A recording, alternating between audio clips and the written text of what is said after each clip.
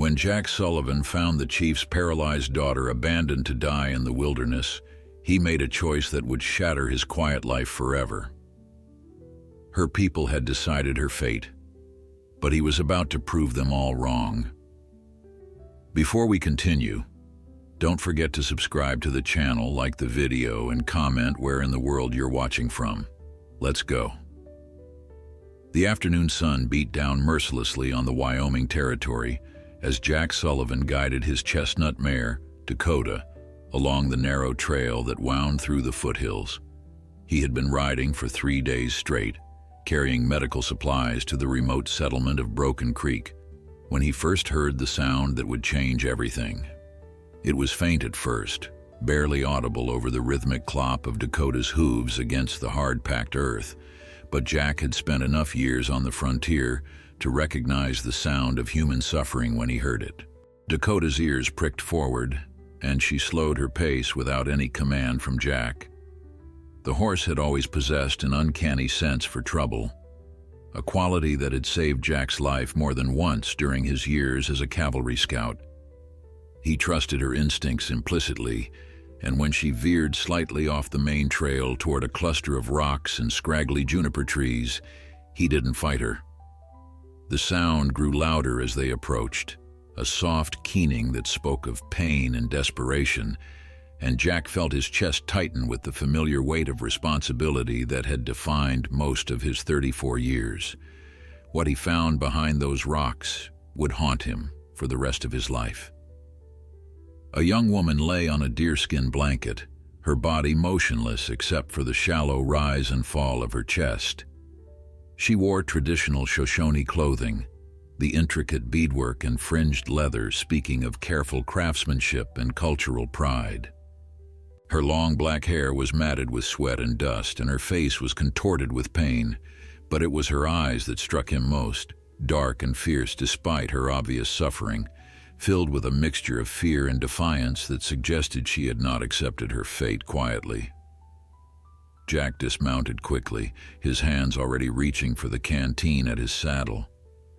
Dakota stood perfectly still, as if understanding the gravity of the situation, her large brown eyes fixed on the suffering woman with what seemed like genuine concern. As Jack knelt beside the young woman, he could see that her legs lay at an unnatural angle, and when he gently touched her shoulder to let her know he meant no harm, she flinched but did not pull away.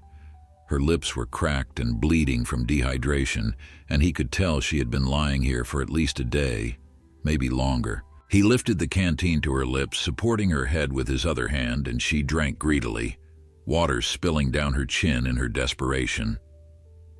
When she had drunk her fill, she pulled back and studied him with those intense eyes, searching his face for something he couldn't quite understand. Jack had learned enough Shoshone during his years in the territory to attempt basic communication, though his pronunciation was rough and his vocabulary limited. He asked her name in her language, his voice gentle and respectful, aware that he was likely the first white man she had seen in her vulnerable state.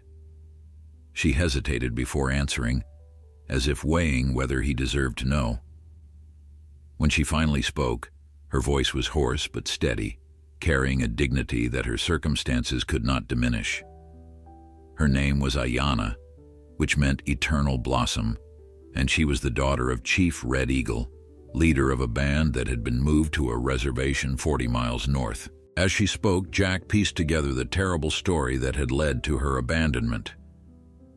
3 months ago, she had been thrown from a horse during a hunting accident, and since that day she had been unable to move her legs. The injury had left her paralyzed from the waist down, a devastating blow in a culture that prized physical ability and self-sufficiency above nearly all else.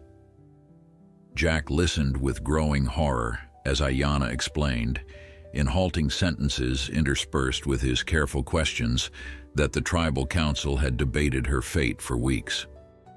Some had argued for keeping her, caring for her as best they could despite the hardship it would place on the community. Others, influenced by the harsh realities of reservation life and the government's inadequate provisions, had argued that a paralyzed woman was a burden the tribe could not afford. Resources were scarce, food was rationed, and the white authorities showed little interest in providing adequate care for their people. In the end, the council had made a decision that chilled Jack to his core. They would leave Ayanna in a traditional place of rest, with water and food for 3 days, and if the spirits chose to take her, then that was the will of the universe. Her father had wept, she told Jack, but he had not fought the decision. As chief, he had to put the survival of the many above the life of one, even when that one was his own daughter. Her mother had died years ago in childbirth, and Ayanna had no siblings to speak for her. The women of the tribe had prepared her carefully, dressed her in her finest clothing, and said their goodbyes with tears streaming down their faces. They had left her with enough food and water for 3 days, along with a knife for protection, though everyone knew she would be unable to defend herself if predators found her. That had been 4 days ago. The food was gone, the water nearly depleted, and Ayanna had resigned herself to death. She had spent her hours praying to the spirits, asking them to make her passing swift and to watch over her father, who she knew would carry the weight of this decision for the rest of his life. She had not expected rescue, and certainly not from a white cowboy riding a copper-colored mare who looked at her with such profound sadness in his weathered face. Jack sat back on his heels, his mind racing through possibilities and obstacles. Moving her would be difficult and potentially dangerous if her spine was injured, but leaving her here was not an option, not when he had medical supplies in his saddlebags and a desperate need to do something right in a world that seemed increasingly determined to do wrong. He looked at Dakota, who stood patiently nearby, and then back at Ayanna, whose eyes were now watching him with something that might have been hope, though she was clearly fighting against allowing herself to feel it. Jack Sullivan had faced many difficult decisions in his life, from his years as a cavalry scout during the Indian Wars to his current work as a frontier medicine runner, but few had felt as heavy as this moment.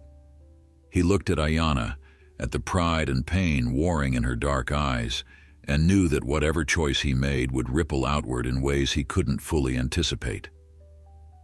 The sun was beginning its descent toward the western horizon, and he calculated that he had perhaps 3 hours of good daylight left.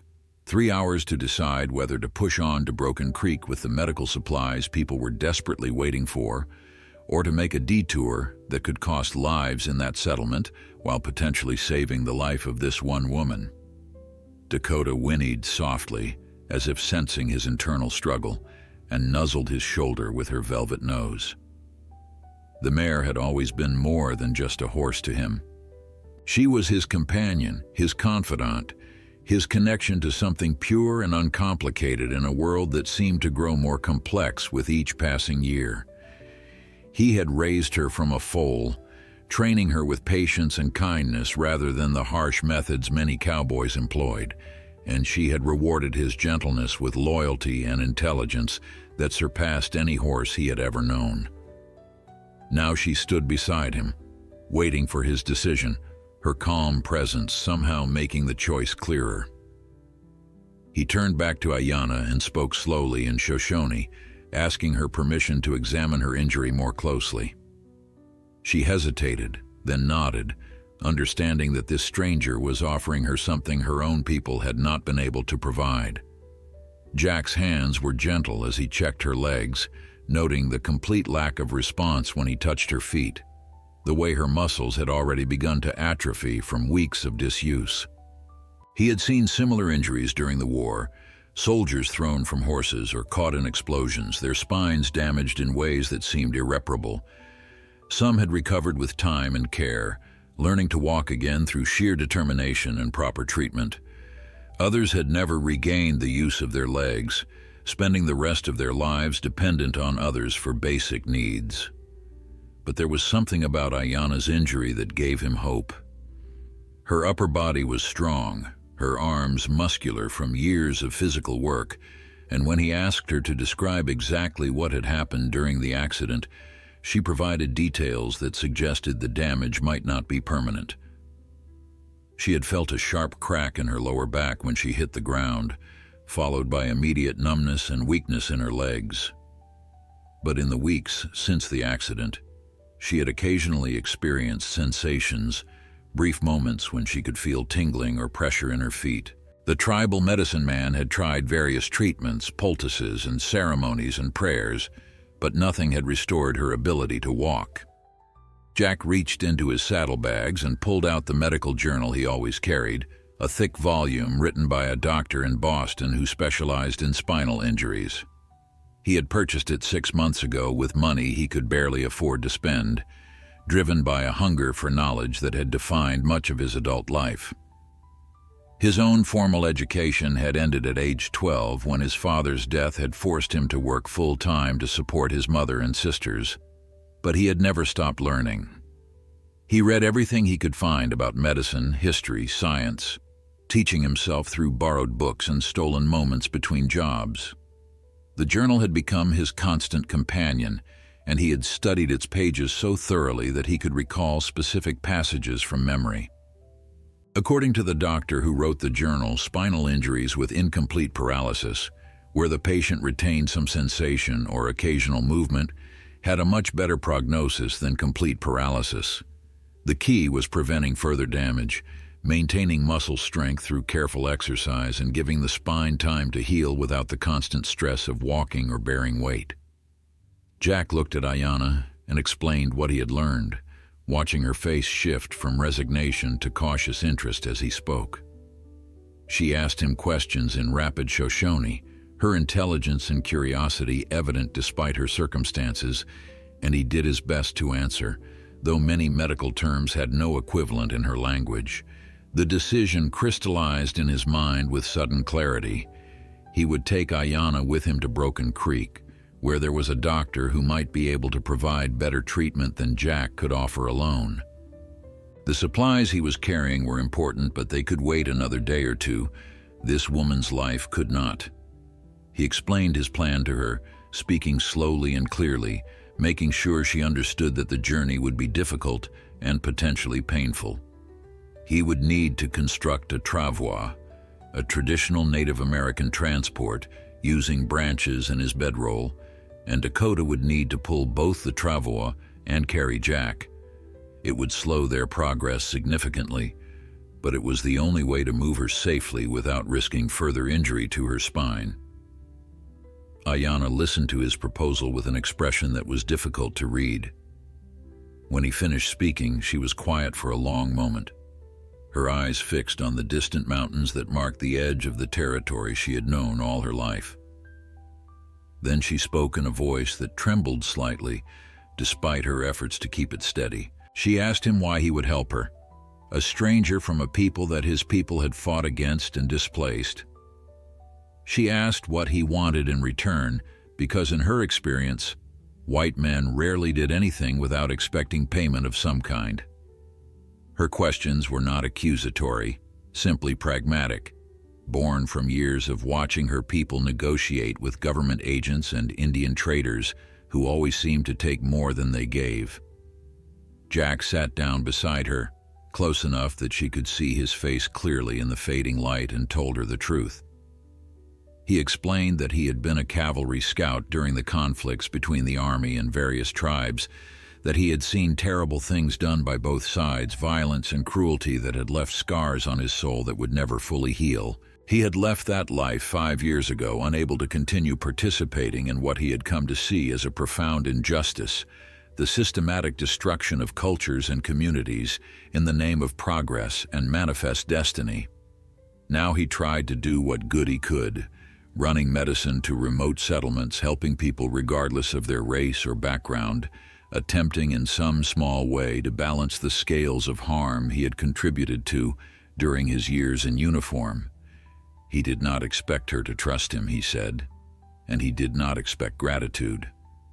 He was offering help because she needed it and he could provide it, and that was reason enough. If she preferred, he could simply leave additional water and food and continue on his way, though he believed that choice would likely end in her death within days. The decision was hers to make, and he would respect whatever she chose. Ayana studied his face for a long time, searching for deception or hidden motives and apparently finding none. Finally, she nodded once, a sharp, decisive movement that spoke of courage and determination. She would accept his help, she told him, but she would not be a passive burden. Whatever she could do to contribute to her own survival, she would do. Jack worked quickly as the sun continued its descent, his hands moving with practiced efficiency as he gathered materials for the travois. He found 2 sturdy lodgepole pines growing nearby, their trunks straight and strong, and used his axe to cut them down to appropriate lengths. The work was physically demanding, each swing of the axe sending vibrations up his arms, but he had spent years doing hard labor, and his body responded automatically to the familiar rhythm. Ayana watched him from her position on the deerskin blanket, her eyes tracking his movements with keen interest, occasionally offering suggestions in Shoshone about the traditional construction methods her people used for such transports. Her input proved invaluable. When Jack began lashing the poles together with rope from his saddlebags, she pointed out that he was creating too rigid a structure, one that would transfer every bump and jolt directly to her injured spine. She instructed him to use a more flexible binding technique, creating a slight give in the joints that would absorb some of the shock from rough terrain. He followed her directions carefully, impressed by her knowledge and grateful for her willingness to share it despite the awkward circumstances that had brought them together. It occurred to him that this was perhaps the first time in months that she had been able to contribute something meaningful, to use her skills and knowledge in a way that mattered, and he could see the subtle shift in her demeanor as she guided his work. He stretched his bedroll across the frame, securing it tightly to create a supportive surface, then added his spare blanket for additional padding. The finished travois was not perfect, but it was sturdy and would serve its purpose. Dakota had watched the entire construction process with patient interest, and when Jack led her over to attach the travois to her saddle, she stood perfectly still, as if understanding the importance of what was about to happen. He had trained her to pull various loads over the years, from fallen logs to supply sleds, but never had the cargo been so precious or fragile. The most difficult part came next. Moving Ayana from the ground to the travois required careful coordination and considerable strength, and Jack was acutely aware that any mistake could cause further damage to her spine. He explained what he needed to do, asking her to remain as still as possible while he lifted her, and she nodded her understanding. When he slid his arms beneath her body, one under her shoulders and one under her knees, he was struck by how light she felt, evidence of the weight she had lost during her weeks of injury and days of abandonment. She stiffened in his arms, her pride clearly struggling against the necessity of being carried like a child, but she did not protest. He placed her gently on the travois, adjusting the blankets around her to provide maximum support and comfort. She winced as her body settled into the new position, and he could see pain flicker across her face despite her efforts to conceal it. He gave her water again, along with some dried beef from his supplies, and though she initially refused the food, he insisted with gentle firmness. She would need her strength for the journey ahead, and there was no honor in starving herself out of misplaced pride. After a moment's hesitation, she accepted the beef and ate slowly, her eyes never leaving his face, as if she were still trying to understand what kind of man would go to such lengths for a stranger. Before they set out, Jack checked the travois one final time, testing the bindings and making sure everything was secure. The sun had touched the horizon now, painting the sky in brilliant shades of orange and red, and he knew they would need to make camp soon. It was too dangerous to travel in darkness with such a delicate cargo, too easy to miss obstacles or lose the trail. But he wanted to put at least a few miles between them and this place of intended death, to give Ayana some psychological distance from where her people had left her to die. He mounted Dakota carefully, acutely aware of the additional weight the mare would be pulling. The horse responded to his gentle commands without hesitation, beginning to walk at a slow, steady pace that minimized the jostling of the travois.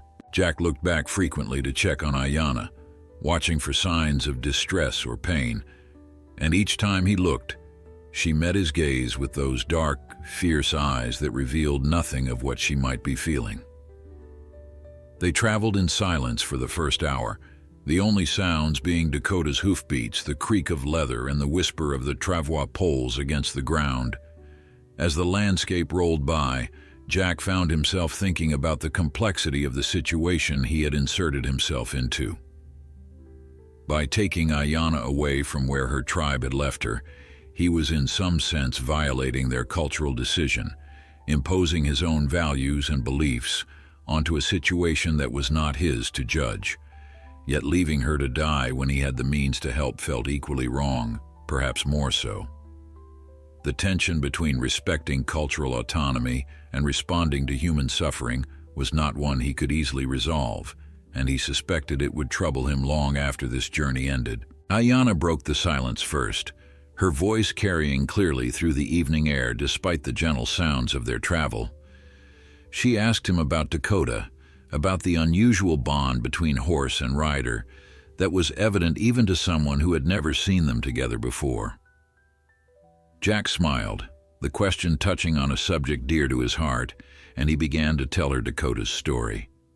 He explained how he had found the mare as a newborn foal, standing beside her dead mother, who had been killed by wolves. The foal should not have survived, left alone and vulnerable in the wilderness, but she had possessed a fierce will to live that reminded him of Ayanna herself. He had bottle-fed Dakota through those first critical weeks, sleeping in the barn to be near her, nursing her through illness and teaching her to trust humans despite her traumatic beginning. As she grew, he had trained her with patience and gentleness, never using spurs or harsh bits, always treating her as a partner rather than a tool. The result was a horse who seemed to understand human emotion and intention in ways that defied explanation, who responded to the slightest pressure of his knees or shift in his weight, who had saved his life more than once through her intelligence and loyalty. Ayanna listened to his story with obvious interest, and when he finished, she shared stories of the horses her people had raised. The careful breeding programs they had maintained before reservation life had disrupted so many of their traditional practices. She spoke of her own mare, a beautiful paint horse named Runs Like Wind, who she had trained from a filly and who had been her closest companion before the accident. The horse had been traded away after Ayanna's injury, given to another family in exchange for food the tribe desperately needed, and Ayanna's voice grew thick with emotion as she described watching her beloved mare being led away by strangers. The shared love of horses created an unexpected bridge between them, a common ground that transcended the vast cultural divide separating their worlds. As they talked, Jack felt something shift in the air between them, the initial wariness and suspicion giving way to tentative connection. They were still strangers, still separated by language and culture, and the vast gulf of history that lay between their peoples. But they were also simply two humans who understood the profound bond that could exist between person and horse, the way such relationships could sustain you through the darkest times. Full darkness had settled over the Wyoming territory by the time Jack found a suitable place to make camp. It was a small clearing nestled against a rock outcropping that would provide shelter from the wind and reflect the warmth of a fire. A thin stream trickled nearby, its water clear and cold, fed by mountain snowmelt. He guided Dakota carefully off the trail, watching Ayanna's face for signs of pain as the travois bumped over the uneven ground, but she remained stoically silent, her jaw set in determination not to complain about discomfort she undoubtedly felt. He unhitched the travois gently, making sure it settled level on the ground before turning his attention to Dakota. The mare had worked hard, pulling the additional weight, and he rubbed her down thoroughly, checking her legs and hooves for any signs of strain or injury. She nuzzled him affectionately as he worked, seeming to understand that she had performed an important service. and he rewarded her with handfuls of oats from his supplies and words of praise spoken in the gentle voice he reserved for her alone. Once she was settled and grazing contentedly on the sparse grass near the stream, he turned his attention to building a fire and setting up camp.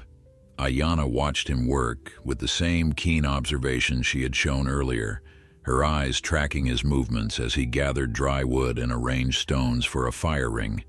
He could feel her frustration radiating from the travois, the helplessness of being unable to contribute to tasks she had performed countless times in her life.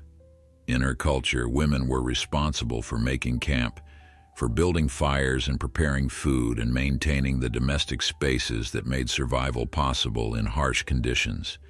To lie immobile while a man performed these duties must have felt like a fundamental violation of her identity and purpose.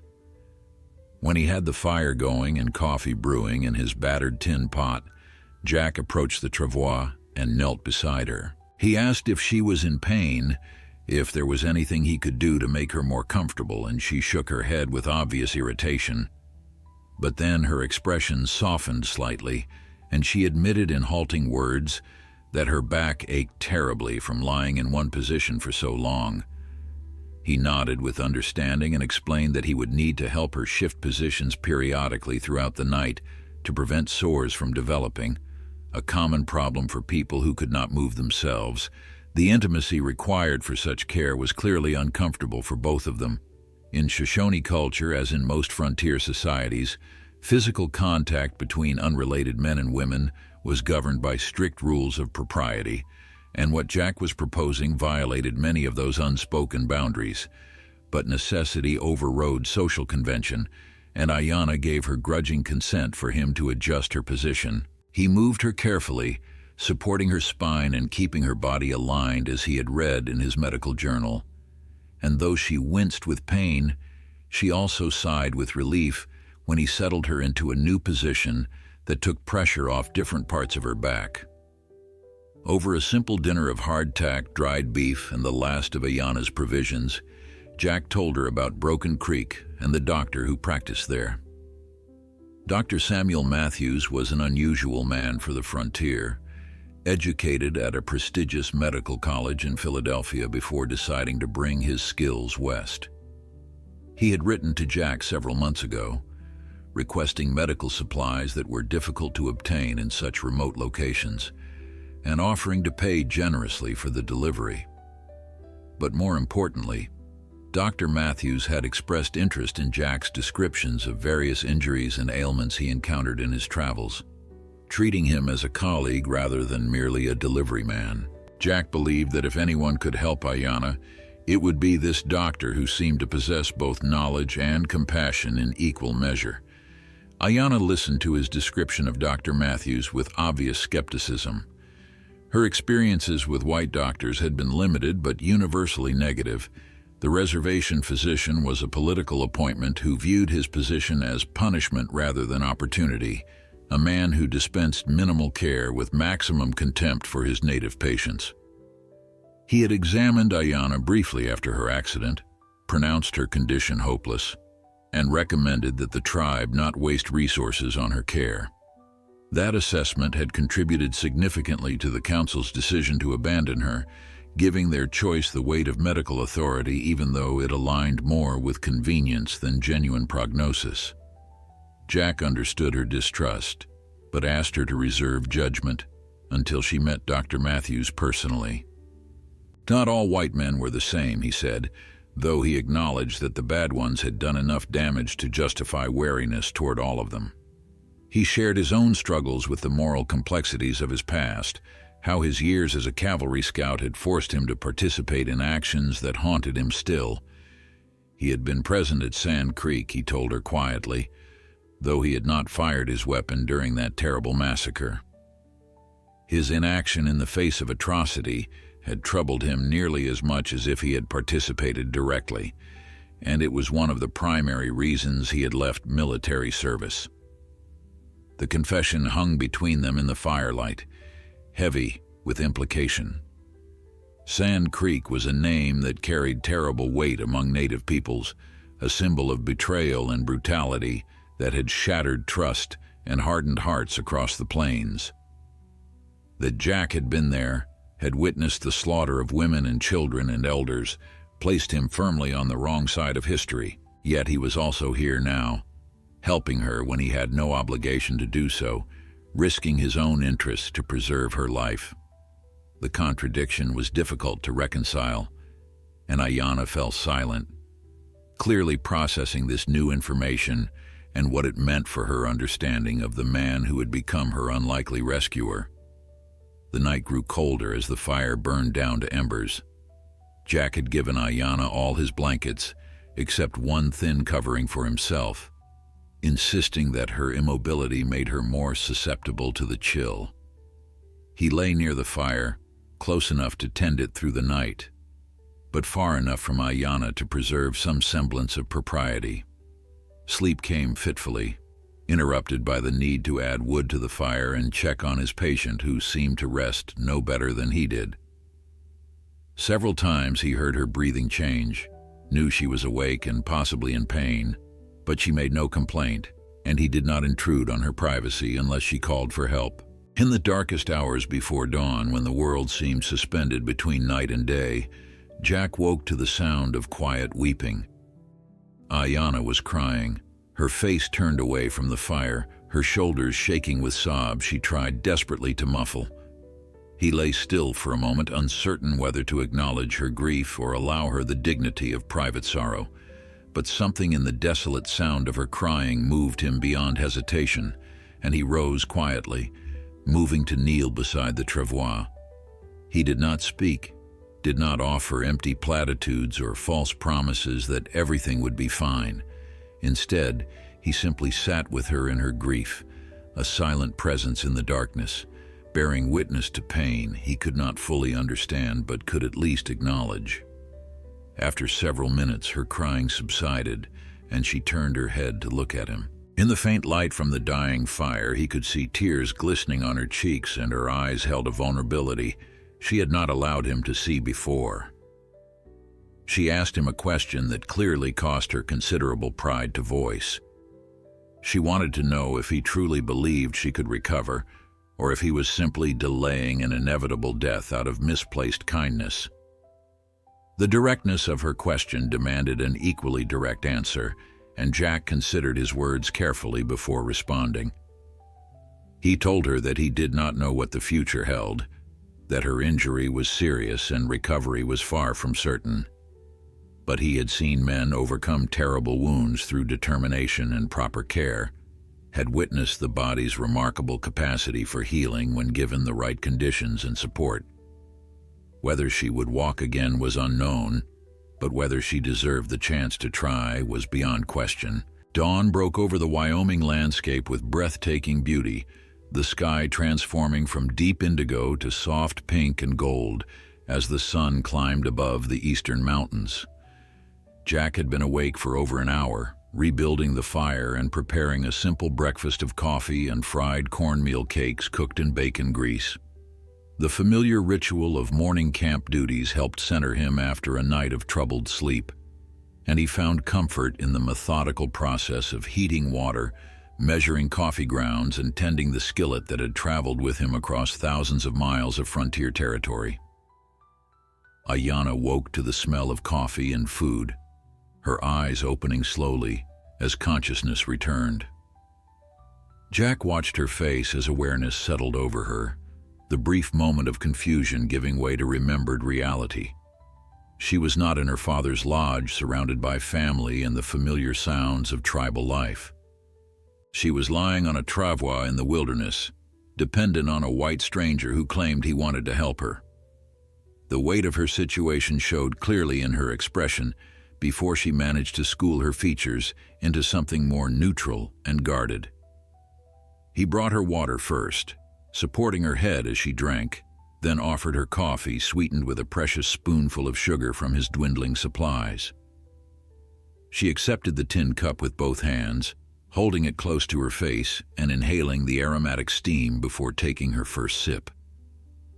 The pleasure that crossed her face at the taste was unmistakable, and Jack remembered that coffee was a luxury rarely available on the reservation. where government rations consisted mostly of flour, lard, and occasionally spoiled meat that arrived weeks late, and in quantities insufficient to feed the people who depended on it. They ate breakfast in comfortable silence, a significant shift from the tension that had characterized their early interactions. Ayanna seemed to have reached some internal decision during the night, a choice to trust him at least provisionally, and the change manifested in small ways. She met his eyes more readily, accepted his help with less visible resistance, and even volunteered information about the terrain ahead, describing landmarks and warning him about areas where the trail became treacherous. Her knowledge of the landscape was encyclopedic, accumulated through years of traveling these lands with her people, and Jack listened carefully to every detail she provided. After breakfast, Jack performed the morning tasks necessary for someone in Ayanna's condition. He helped her shift position on the travois, checked for any signs of pressure sores developing, and assisted her with personal needs in a way that preserved as much dignity as possible under impossible circumstances. The intimacy of such care remained uncomfortable for both of them, but they were learning to navigate it with matter-of-fact efficiency that minimized embarrassment. Jack treated her body with clinical detachment, focusing on medical necessity rather than the profound vulnerability such assistance required her to accept.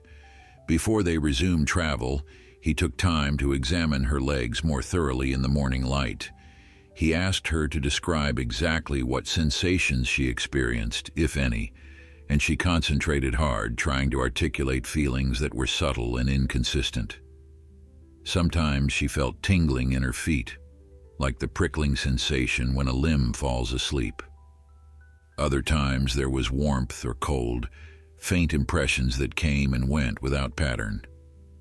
Very occasionally she thought she felt pressure when he touched certain areas, though she could not reliably identify where he was touching without looking. Jack documented everything carefully in a small notebook he carried, sketching crude diagrams of her legs and marking areas where sensation seemed most present. His medical journal described the importance of such records in tracking recovery from spinal injuries, noting that improvement often came in small increments that could be easily missed without careful observation. He explained what he was doing and why, showing Ayanna the notes and asking if his understanding matched her experience. She seemed surprised by his thoroughness, perhaps expecting less careful attention from someone without formal medical training. When they finally set out, the morning sun was well above the horizon, and the day promised to be warm. Jack had calculated that they were approximately 2 days from Broken Creek at their current pace, though that estimate assumed no major obstacles or complications. He worried about the medical supplies he was carrying, some of which were time-sensitive treatments for patients he had never met, but felt responsible for nonetheless. The moral calculus of his decision to help Ayanna became more complex with each passing hour. Lives weighed against other lives in equations that had no satisfactory solutions. Dakota seemed fresh despite her previous day's exertion, stepping out with energy and purpose that suggested she understood the importance of their mission. Jack had always believed that horses possessed emotional intelligence that humans consistently underestimated, and Dakota's behavior throughout this journey seemed to confirm that belief. She moved with exceptional care when pulling the travois, instinctively avoiding rough ground and moderating her pace to minimize jostling. Several times she stopped without command, waiting patiently while Jack checked on Ayanna before continuing. As they traveled, Ayanna began to talk more freely, sharing stories about her life before the accident. She described her childhood as the chief's daughter, a position that brought both privilege and responsibility. She had been trained in all the skills expected of Shoshone women, learning to tan hides and construct lodges, to gather plants and prepare food, to create beautiful beadwork and maintain the domestic economy that sustained tribal life.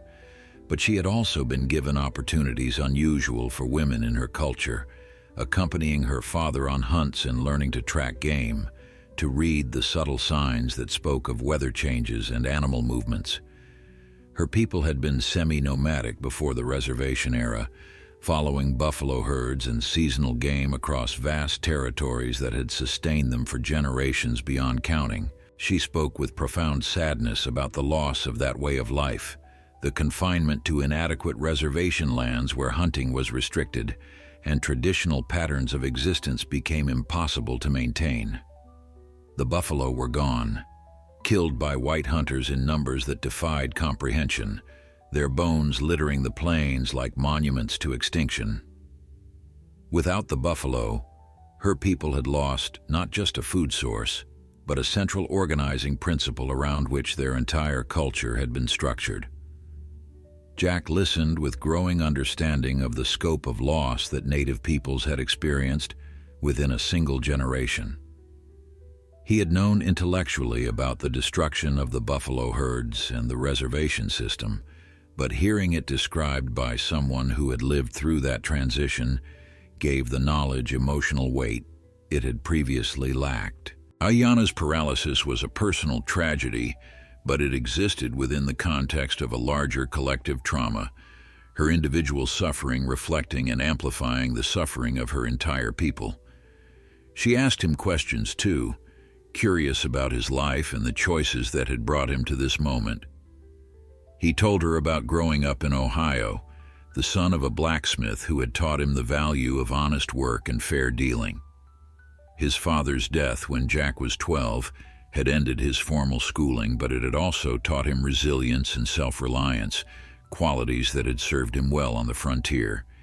He had joined the army at 17, seeking adventure and purpose, finding instead moral complexity and ethical compromise that had ultimately driven him away from military service.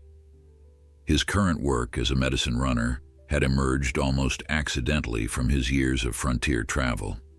He had discovered that remote settlements desperately needed medical supplies and were willing to pay for reliable delivery, while doctors in larger towns were happy to have someone knowledgeable enough to understand what they needed and trustworthy enough to handle valuable medications. The work gave him purpose and independence, allowing him to move freely across territories while providing genuine service to communities that would otherwise have no access to modern medicine. The afternoon sun beat down mercilessly as they traversed a particularly barren stretch of prairie where the grass grew sparse and stunted between patches of exposed red earth.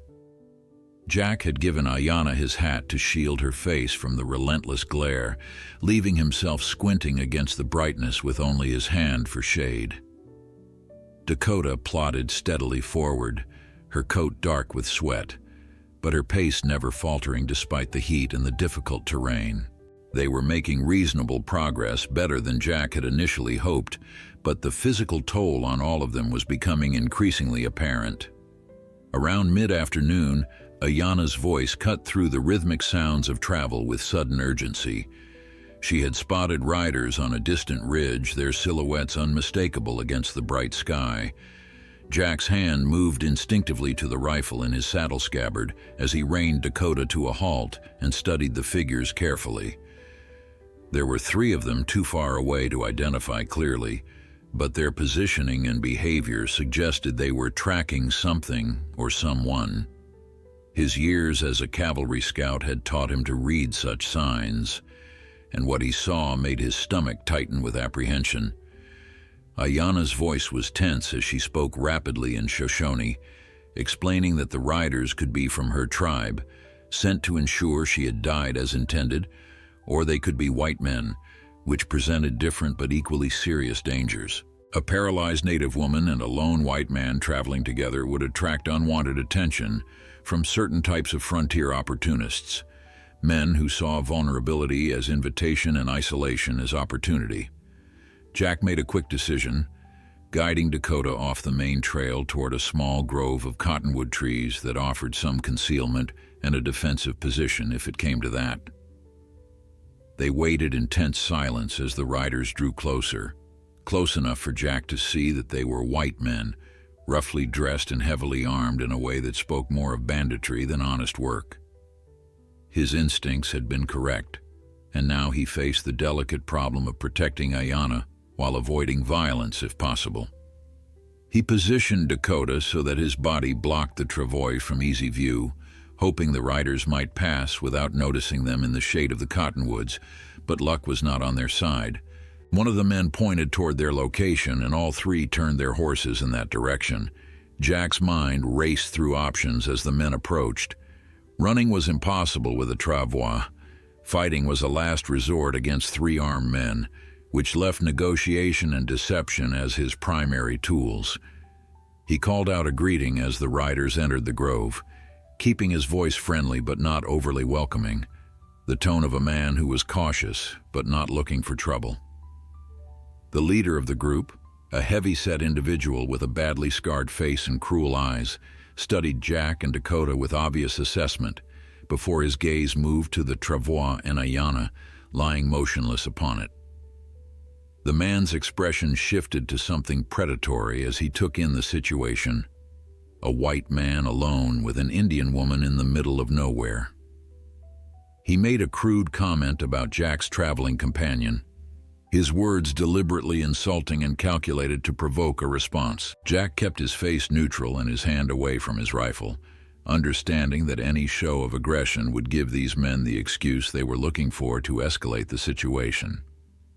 He replied calmly that he was transporting a patient to a doctor in Broken Creek, speaking with the authority of someone who had every right to be doing exactly what he was doing. The scarred man dismounted, ostensibly to water his horse at the small stream running through the grove.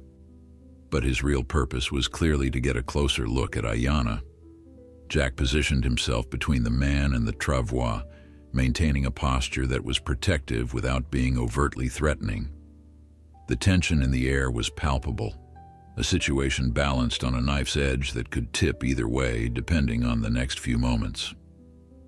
Ayanna remained completely still, her eyes closed as if she were unconscious or asleep, though Jack knew she was intensely aware of every word and movement around her. The scarred man circled around Jack slowly, trying to get past his guard, and asked pointed questions about where Jack was headed and what business he had with an Indian woman. Jack answered each question with minimal detail, offering just enough information to seem cooperative without revealing anything that could be used against them. He mentioned Dr. Matthews by name, gambling that even these rough men might have heard of a doctor practicing in the region, someone whose name might carry enough weight to make harming his patient seem inadvisable. One of the other riders, a younger man with nervous energy and a tendency to finger his gun, suggested loudly that they should take the Indian woman and leave Jack tied to a tree. It would be hours before he could free himself, and by then they would be long gone with their prize. The casual cruelty of the proposal hung in the air like a threat, and Jack felt his muscles tense in preparation for violence he had hoped to avoid. But before the situation could deteriorate further, the scarred man raised his hand in a gesture that silenced his companion. He had apparently decided that whatever entertainment or profit Ayanna might represent was not worth the trouble of attacking someone who might have connections to a doctor, who might be missed and searched for, who might bring more problems than the momentary satisfaction would justify. He remounted his horse with deliberate slowness, making it clear that he was choosing to leave rather than being driven off, preserving his pride even as he backed down from confrontation. He offered Jack a mocking salute and a warning that the trail ahead was dangerous for a man traveling alone, a barely veiled threat that they might reconsider their decision if they encountered each other again. The three men rode away slowly, looking back several times as if reconsidering their choice, and Jack did not allow himself to relax until they had disappeared completely over a distant rise. Only then did he release the breath he had been holding and feel the trembling in his hands that came from adrenaline and suppressed fear. He checked on Ayanna immediately, finding her pale and shaken despite her outward composure. She had understood enough of the exchange to know how close they had come to disaster, and her eyes reflected a mixture of gratitude and renewed awareness of her vulnerability. They did not speak immediately about what had just happened, both processing the encounter in their own ways. Jack was furious with himself for not anticipating such a possibility, for not taking a less visible route or traveling at night when they would be harder to spot. His protective instincts where Ayanna was concerned had been operating on pure intuition rather than careful planning, and he realized that he needed to be more strategic about their safety for the remainder of the journey. The frontier was full of men like those riders, people who saw lawlessness as opportunity and other human beings as resources to be exploited. As they resumed travel, moving more carefully now and staying closer to available cover, Ayanna spoke quietly about her fear and her gratitude. She had been completely helpless during the confrontation, unable to run or fight or even speak in her own defense, dependent entirely on Jack's to navigate a dangerous situation. The experience had crystallized something for her, a recognition that her survival now depended not just on physical healing, but on learning to accept help and trust others in ways that went against every instinct her culture had instilled in her about independence and self-sufficiency. Jack tried to reassure her that the encounter had been an anomaly, that most of the trail ahead would be safer, but they both knew he was offering comfort rather than certainty. The frontier was unpredictable, and danger could emerge from any direction without warning. All they could do was remain vigilant, make smart decisions, and hope that luck stayed on their side for the remainder of their journey to Broken Creek. They made camp that evening in a box canyon that offered excellent protection and only one approach, a defensive position that allowed Jack to sleep with slightly less anxiety about unwelcome visitors. The encounter with the rough men had changed something fundamental in their dynamic, stripping away the last vestiges of formality and hesitation that had characterized their early interactions. Survival had a way of creating intimacy between people who might otherwise have remained strangers, and Jack found himself thinking of Ayanna not as a patient or a responsibility, but as a companion whose presence had become essential to his sense of purpose. As he built the fire and prepared their evening meal, he noticed Ayanna watching him with an expression he could not quite decipher. When he brought her dinner, she spoke in careful English rather than Shoshone, words she had clearly been practicing in her mind. She thanked him for protecting her, for not abandoning her when doing so would have been easier and safer. Her English was hesitant but clear, pronunciation shaped by whatever limited contact she had previously had with white speakers, and the effort she was making to communicate in his language rather than relying on his imperfect Shoshone touched him deeply. He responded in Shoshone, telling her that no thanks were necessary, that any decent person would have done the same. But even as he spoke the words, he knew they were not entirely true. Many men would have ridden past that cluster of rocks without stopping, would have delivered their medical supplies and continued their profitable routes without complication. His decision to help Ayanna had been driven by something deeper than simple human decency, though he was not yet ready to examine what that something might be. After dinner, as the fire crackled and sent sparks spiraling into the darkening sky, Jack retrieved his medical journal and carefully documented the day's events, including his observations about Ayanna's condition. He had noticed that afternoon that she seemed to have slightly more sensation in her left foot than her right, and he wanted to track whether this asymmetry was consistent or variable. As he wrote, Ayanna asked him to explain what the book contained, her curiosity evident despite her physical discomfort. He showed her the detailed anatomical drawings, the case studies of spinal injuries and their treatments, the careful notes about nerve pathways and healing processes. She studied the illustrations with intense focus, asking questions that revealed both intelligence and a willingness to understand her own condition in medical terms. Jack found himself explaining complex concepts in simplified language, using analogies drawn from things she knew, comparing nerve pathways to rivers that could be blocked by fallen trees, healing to the way damaged plants could sometimes recover if given proper care and time. The conversation shifted naturally from medical topics to more personal ones. Ayanna asked Jack if he had family waiting for him somewhere, people who worried when he was away on his long journeys across the territory. He told her about his mother and two sisters back in Ohio, women he had not seen in over a decade but who wrote him letters that sometimes caught up with him in his travels. His mother's handwriting had grown shakier over the years, her messages shorter and more focused on practical matters than emotional connection, but he treasured each one as proof that he still had roots somewhere, even if he could not return to them. She told him about her father, about the impossible position the reservation system had placed him in as chief. Red Eagle had been a powerful leader in the old days, a man respected for his wisdom and his ability to negotiate with both rival tribes and white authorities. But reservation life had stripped away much of his power and purpose, leaving him to manage scarcity and despair, rather than lead his people in hunting and warfare and the seasonal movements that had defined Shoshone existence for countless generations. The decision to abandon Ayanna had not been made lightly or cruelly, she insisted, but from a place of terrible pragmatism where every mouth to feed represented a calculation of survival. Jack listened to her defense of her father with mixed feelings.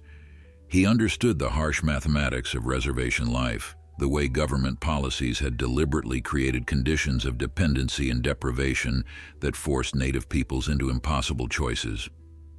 Yet the image of a father condemning his daughter to death, even under such circumstances, violated something fundamental in his moral framework. He did not voice his judgment, recognizing that he had no right to condemn decisions made under pressures he had never experienced, but Ayanna seemed to sense his internal struggle. She explained that in the old way of life, before reservations and government control, her injury would have been handled differently. The tribe would have adapted their travel patterns to accommodate her, perhaps constructing a special travois that could be pulled by dogs or horses, finding ways to keep her mobile and productive despite her paralysis. But such accommodation required resources and flexibility that reservation life no longer permitted. The land allotted to her people was insufficient for their needs, the buffalo were gone, hunting was restricted, and the government rations arrived sporadically and in quantities that mocked the promises made in treaties. As darkness deepened and the fire burned low, their conversation turned to questions of faith and meaning. Ayanna described the spiritual beliefs that had sustained her through the weeks since her injury, the way she had tried to understand her paralysis as part of some larger plan or test from the spirits. She had prayed for healing, for death, for understanding, cycling through every possible interpretation of her suffering without finding one that brought genuine peace. Now, lying on this travois in the middle of nowhere with a white stranger who had disrupted the plan for her death, she found herself wondering if perhaps the spirits had different intentions than either she or her tribe had imagined. Jack shared his own complicated relationship with faith, shaped by loss and violence and the moral ambiguities of frontier life. He had been raised in a Christian household where God's will was presented as comprehensible and just, but his experiences had eroded that simple certainty. He had seen too much random suffering, too many good people destroyed by circumstances beyond their control, to believe in any straightforward divine plan. Yet he had also witnessed moments of unexpected grace, coincidences that seemed too perfectly timed to be merely chance, connections between people that felt ordained by something beyond human intention. Their meeting felt like one of those moments to both of them, though neither said so directly. The improbability of Jack riding past that exact cluster of rocks at that exact time, with Dakota's instincts leading them off the trail, with the knowledge and supplies necessary to help, seemed to suggest some kind of purpose or design. Whether that purpose came from spirits or God or simple chance, the result was the same. Two people who should have remained strangers had been thrown together in circumstances that demanded trust and vulnerability, and the kind of honest connection that many people never achieved in entire lifetimes. As they settled in for the night, Jack performed his now familiar routine of checking Ayanna's position, making sure she was comfortable and warm, banking the fire to last through the cold hours before dawn. But tonight there was an added element to these ministrations, an unspoken acknowledgement that they were caring for each other in ways that transcended the simple relationship between rescuer and rescued.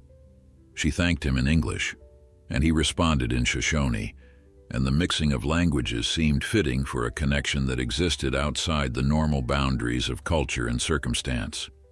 Broken Creek announced itself first through sound rather than sight.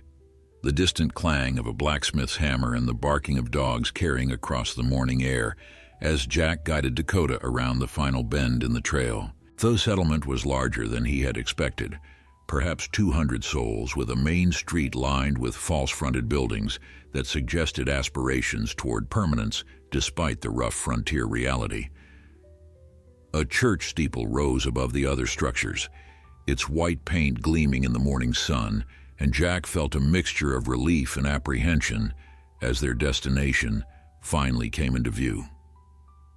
Ayanna had grown increasingly anxious as they approached civilization, her body tense on the travois despite Jack's reassurances. Her experiences with white communities had been limited and mostly negative, interactions colored by prejudice and the casual cruelty that many frontier settlers directed toward native peoples.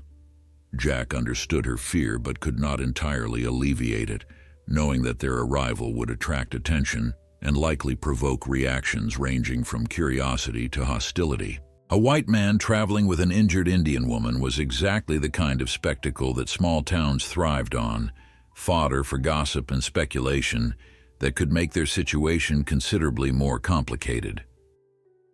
They entered Broken Creek just after sunrise, when the town was beginning to stir but had not yet reached full activity. Jack deliberately chose this timing, hoping to reach Dr. Matthews's office before too many people were about, but his hopes proved futile. Within minutes of their appearance on the main street, people began emerging from buildings and gathering in small clusters to watch them pass. The stares ranged from sympathetic to suspicious, and Jack heard muttered comments that made his jaw tighten with suppressed anger. Dr. Matthews's office was located above the general store, accessible by an external staircase that posed an immediate problem. There was no way to carry the travois up those narrow steps, which meant Jack would need to carry Ayanna herself, an intimacy that would surely fuel speculation and gossip. He explained the situation to her quietly, and though she clearly hated the necessity, she nodded her consent. He lifted her from the travois with practiced care, acutely aware of the watching eyes, and carried her up the stairs, while Dakota waited patiently below, with her unusual burden still attached. The doctor who answered Jack's knock was younger than expected, perhaps 40, with sharp, intelligent eyes behind wire-rimmed spectacles and hands that looked both strong and precise. Dr. Samuel Matthews took in the situation with a single comprehensive glance, his expression shifting from surprise to professional focus without passing through judgment. He stepped aside immediately, gesturing Jack into a clean, well-organized examination room that smelled of carbolic acid and the herbs hanging in bunches from the ceiling rafters. He directed Jack to place Ayanna on the examination table, then closed the door firmly against the curious faces that had followed them up the stairs. The doctor's first questions were directed at Ayanna herself rather than Jack, a small gesture that immediately raised him in Jack's estimation. He spoke slowly and clearly, asking about her injury and symptoms, and when she responded in Shoshone, he surprised them both by answering in the same language. His pronunciation was better than Jack's, suggesting significant time spent among native peoples, and Ayanna's visible relaxation at hearing her own language from this white doctor's mouth was profound and immediate. Dr. Matthews conducted his examination with gentle thoroughness, explaining each step before he performed it, asking permission before touching her in ways that respected both her dignity and her cultural sensibilities. Jack watched from his position near the window, impressed by the doctor's competence and bedside manner, understanding why his reputation extended far beyond this small settlement. The examination took nearly an hour, with Dr. Matthews testing sensation and reflexes, palpating her spine and asking detailed questions about the progression of her symptoms since the initial injury. When the examination was complete, Dr. Matthews washed his hands carefully and sat down to deliver his assessment. His news was better than Jack had dared hope, but more complicated than simple reassurance. Ayanna's injury was serious, but not necessarily permanent. The impact from her fall had caused significant swelling and bruising around her lower spine, which had compressed the nerves controlling her legs. The good news was that some of that swelling appeared to be resolving naturally, which explained the occasional sensations she had been experiencing. With proper treatment including rest, specific exercises to maintain muscle tone, and careful monitoring, there was a reasonable chance she could regain at least partial function in her legs. However, Dr. Matthews cautioned, the recovery would be slow and uncertain, measured in months rather than weeks, and would require resources and support that would be difficult to provide on a reservation where medical care was minimal and living conditions harsh. He asked directly about Ayanna's situation, and when Jack explained about her abandonment, the doctor's expression grew grim. He had seen similar cases, he said quietly. People deemed burdens by communities struggling to survive, discarded like broken tools rather than cherished as human beings deserving of care regardless of their usefulness. The question of what to do next hung heavy in the air. Ayanna could not return to her tribe, where the decision to abandon her had been made collectively and would not be easily reversed. The reservation offered no facilities for long-term medical care, and the physician there had already declared her condition hopeless. Yet keeping her in Broken Creek presented its own challenges. She would need housing, ongoing medical treatment, and someone to assist with daily needs she could not yet manage herself. The costs would be considerable, and the social complications of a native woman living among whites without family or clear purpose would be substantial. Jack found himself making a decision before he fully realized he had been contemplating it. He would stay in Broken Creek until Ayanna's condition either improved or stabilized enough to determine a longer-term plan. He had some money saved from his medicine-running work, enough to cover basic expenses for a few months if he lived frugally. Dr. Matthews could provide medical expertise and guidance, and Jack could serve as Ayanna's advocate and assistant, helping her navigate a world that was foreign and often hostile. It was not a perfect solution, but it was better than any alternative he could imagine. Dr. Matthews received this announcement with an expression that suggested both approval and concern. He warned Jack that such an arrangement would provoke gossip, and possibly worse, that people would make assumptions about the nature of their relationship that could damage both their reputations. The frontier had rigid ideas about propriety, and a white man living in close quarters with an Indian woman, even under medical necessity, violated numerous unspoken social codes. Jack would need to be prepared for consequences, ranging from ostracism to active hostility. Ayanna had listened to this entire discussion in silence, her face revealing nothing of her thoughts or feelings. Now she spoke, her voice quiet but clear in the small examination room. She asked Jack directly why he was willing to sacrifice so much for someone he barely knew, someone whose people had been enemies of his people, someone who could offer him nothing in return for his generosity.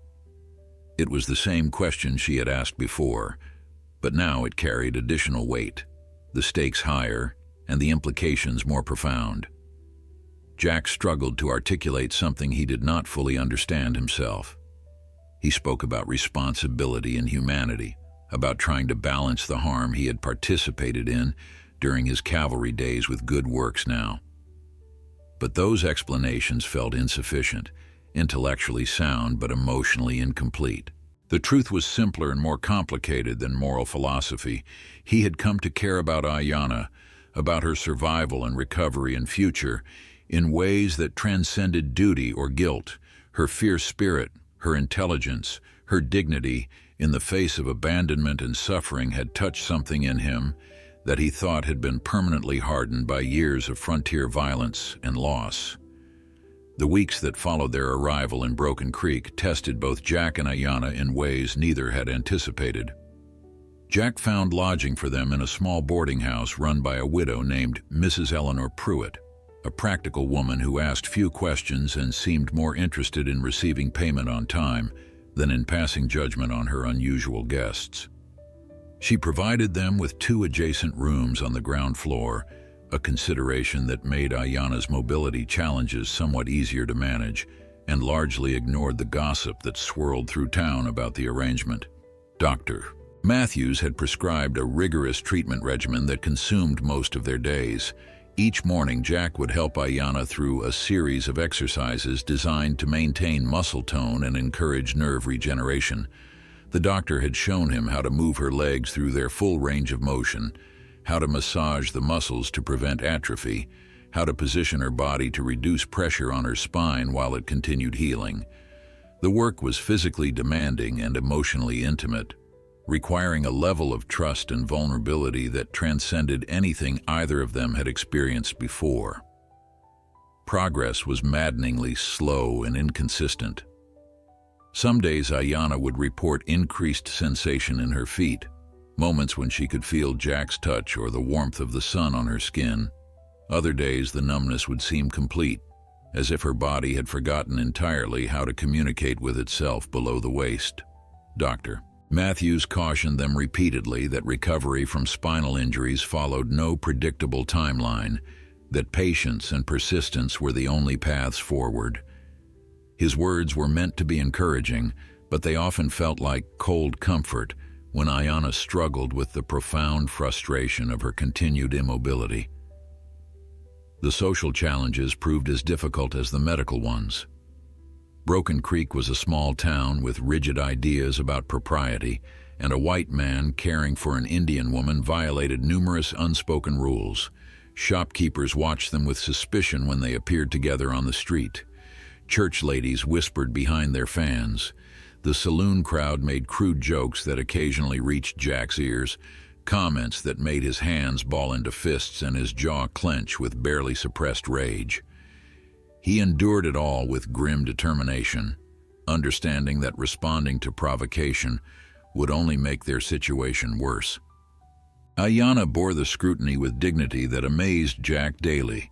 She held her head high when he pushed her in the wheeled chair Dr. Matthews had constructed, meeting hostile stares with calm composure that seemed to unsettle people more than any defensive anger would have. She was learning English with remarkable speed, practicing with Jack each evening until she could conduct basic conversations without his translation. Her intelligence and determination gradually won over some of the more open-minded townspeople, though others remained convinced that an Indian woman living among them was an affront to decency and order. It was Mrs. Pruitt who first noticed the change that Jack and Ayanna themselves had been too close to see clearly. Nearly 6 weeks after their arrival, the boarding house owner commented casually over breakfast that they seemed like an old married couple, comfortable in each other's presence in ways that spoke of deep connection rather than mere necessity. The observation caught them both off guard, and they looked at each other across the table with sudden awareness of how their relationship had evolved from desperate circumstance into something neither had a name for. Jack had begun looking forward to their evenings together with an eagerness that went beyond his commitment to her medical care. They would sit by the fire in the common room, Ayanna working on beadwork that kept her hands busy and connected her to cultural traditions, while Jack read aloud from books borrowed from Dr. Matthews's extensive library. They talked about everything and nothing, sharing stories and opinions and dreams that gradually knitted their separate lives into something interwoven and interdependent. He found himself thinking about her at odd moments during the day, worrying about her comfort and happiness in ways that transcended duty or responsibility. Ayanna's feelings were more carefully guarded, but no less profound. She had never expected to care for a white man, Never imagined that someone from the culture that had destroyed her people's way of life could also be kind and patient and genuinely committed to her well-being. Jack's daily devotion to her recovery, his willingness to endure social censure for her sake, his gentle humor and steady presence had created feelings she struggled to acknowledge even to herself. In Shoshone culture, such emotions would typically be channeled through proper courtship rituals and family negotiations, but her circumstances allowed for none of that structure. The breakthrough came on an ordinary Tuesday morning during their regular exercise routine. Jack was moving Ayanna's left leg through its stretching sequence when she suddenly gasped and gripped his shoulder with startling strength. He froze immediately, fearing he had hurt her, but her face showed wonder rather than pain. She could feel his hands, she told him in a voice shaking with emotion, not just vague pressure but actual distinct sensation. She could feel his fingers on her calf, could feel the warmth of his touch, could feel the movement of the muscles beneath her skin. Dr. Matthews was summoned immediately, and his examination confirmed what they had scarcely dared hope. The swelling around Ayanna's spine had reduced significantly, and nerve function was returning. It was not complete recovery, not yet, but it was undeniable progress that suggested she might indeed walk again with time and continued treatment. The doctor's cautious optimism was tempered by warnings about the long road ahead. But for the first time since her injury, Ayanna allowed herself to believe in a future beyond helpless dependency. The news spread through Broken Creek with surprising speed, and the town's reaction was more complex than Jack had anticipated. Some people seemed genuinely pleased by Ayanna's improvement, as if her recovery validated their sense of living in a civilized community where miracles could happen. Others appeared almost disappointed, as if they had been invested in her remaining a tragic figure who confirmed their beliefs about the inevitability of native decline. The church ladies organized a collection to help with medical expenses, a gesture that felt both generous and condescending in equal measure. But it was a visitor from outside Broken Creek who truly changed everything. Chief Red Eagle arrived in town on a gray morning in early autumn, riding with 2 warriors and carrying himself with the dignity of a leader, despite the visible toll that guilt and grief had taken on his features. Word of his daughter's survival had reached the reservation through the complex network of gossip and news that connected frontier communities, and he had come to see for himself if the impossible reports were true.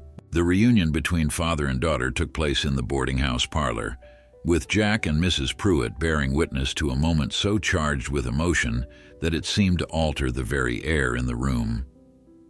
Chief Red Eagle stood in the doorway for a long moment, his weathered face working through shock, relief, and overwhelming guilt as he took in the sight of Ayanna sitting upright in her wheeled chair, alive and alert, and regarding him with an expression he could not read.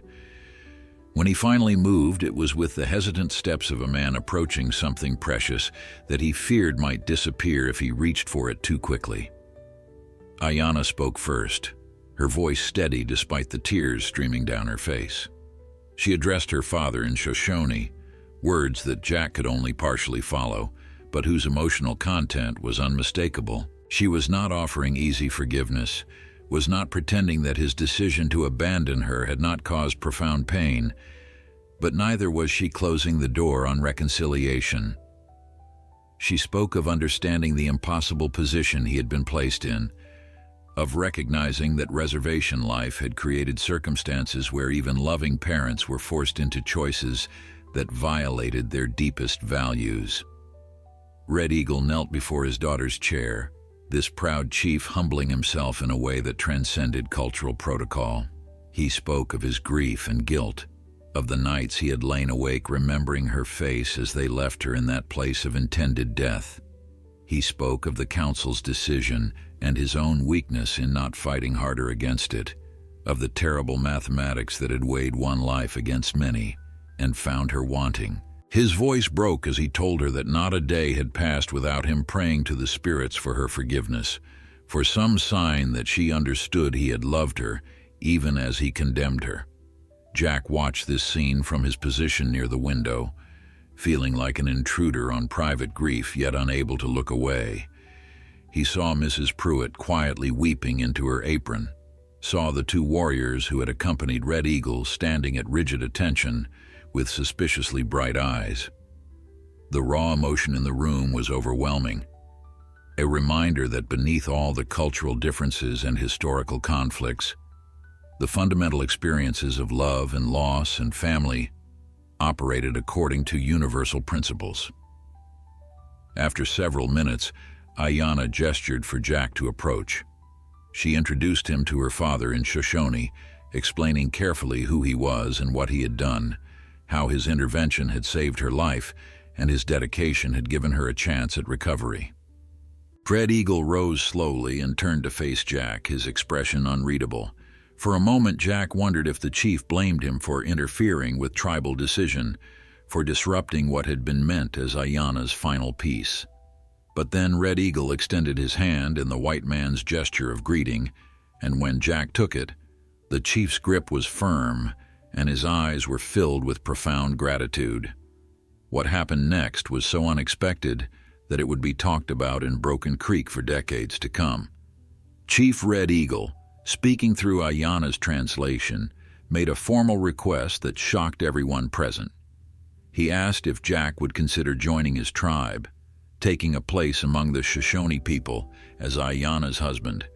It was an extraordinary offer, one that broke with tradition and protocol in ways that demonstrated both Red Eagle's gratitude and his recognition that his daughter's future might lie outside the reservation's boundaries.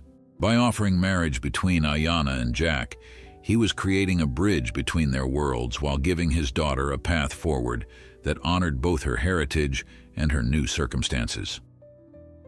Jack was stunned into silence, his mind reeling with the implications of what had just been proposed. He looked at Ayanna and saw in her eyes a mixture of surprise, hope, and vulnerability that made his heart ache. They had grown close over the past weeks, closer than he had allowed himself to fully acknowledge, but he had assumed that their connection was temporary, bound by circumstance rather than choice. The idea that she might want him as he wanted her, that their relationship could be formalized and given legitimacy in both their cultures, was almost too overwhelming to process. Ayanna spoke then, addressing both her father and Jack in careful English, so that everyone present could understand. She said that she was grateful for her father's offer, but that such a decision needed to be made by her and Jack alone, without pressure from obligation or gratitude. She had been denied choice when her paralysis led to her abandonment, had been acted upon rather than acting for herself, and she would not enter into marriage under similar circumstances. If Jack wanted her, she would need to hear it from him directly, and he would need to understand that choosing her meant choosing a complicated future navigating between two worlds that remained largely hostile to each other. Jack moved to kneel beside her wheelchair, taking her hands in his and meeting her eyes with complete honesty. He told her that he had never expected to find love, had assumed that his past and his wandering life had made him unsuitable for such connection. But from the moment Dakota had led him to that cluster of rocks where she lay dying, something in his world had shifted. Caring for her these past weeks had not been duty or obligation, but privilege and joy. He loved her fierce spirit, her intelligence, her dignity, and her refusal to let circumstances define her worth. If she would have him, he would spend the rest of his life working to deserve her. The wedding took place 3 months later, when Ayanna could stand with assistance for short periods and was making steady progress toward independent walking. It was performed twice, once according to Shoshone custom with Red Eagle presiding, and once in the Broken Creek Church with the local minister officiating. The dual ceremonies symbolized what their union represented, a bridge between worlds that had been at war, proof that healing and connection could emerge from even the deepest historical wounds. Dr. Matthews served as Jack's witness. Mrs. Pruitt wept throughout both ceremonies, and Dakota was led through the celebrations by children from both communities who had been won over by the gentle mayor's patient temperament.